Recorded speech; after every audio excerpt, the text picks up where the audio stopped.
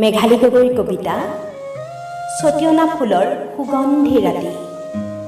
আবৃত্তি পূৰবী হাজৰিকাৰ। সতীয়না ফুলৰ সুগন্ধি ৰাতি, জোনাকীয়ে পাতে নেকি সখী? বলাই আমিও যাওঁ, জুৰি লওঁ কেঁচ পচা চানেকীৰ ৰিহাই এজুতি। আহিন আহিন শৰতে গা উলোৱা ৰাতি, শুভ্ৰতাৰে আঁকি দিবি দীঘলীয়া বাতি।